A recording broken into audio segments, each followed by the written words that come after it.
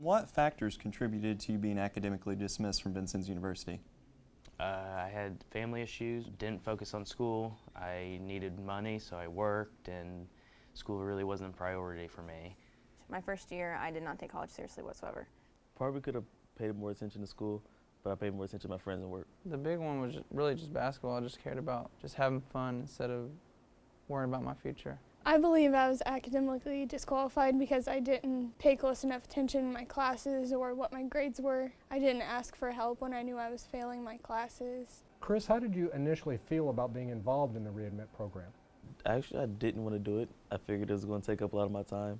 At first, I was afraid to come, and I was nervous. I didn't like the tutoring. I cared too much what people thought of me, and I didn't want people to make fun of me for getting help.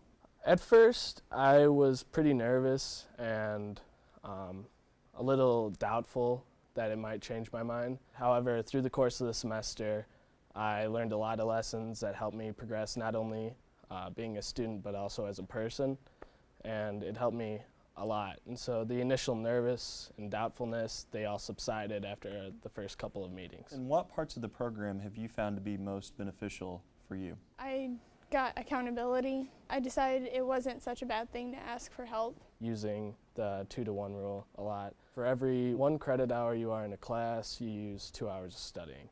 So what lessons did you find valuable from reading Hole in the Head, A Life Revealed? The book is about Vertus Hardiman. He was chosen when he was a schoolboy to do radiation testing for a hospital experiment in Princeton.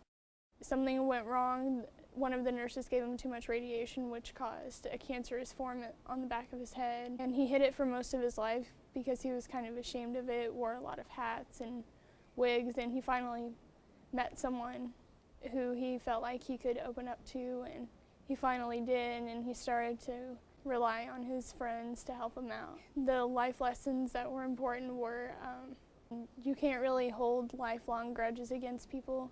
You can either choose to be active or about your decisions, or just sit back and kind of what he said, cry in the corner about it, not really do anything.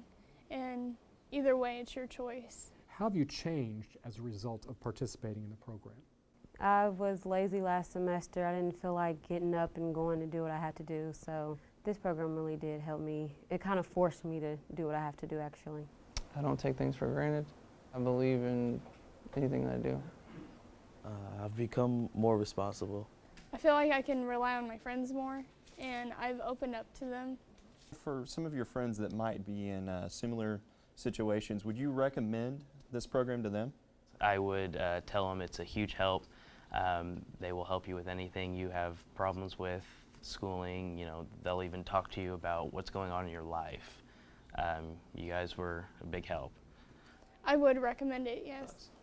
You guys have been a lot of help. You offer a lot of help.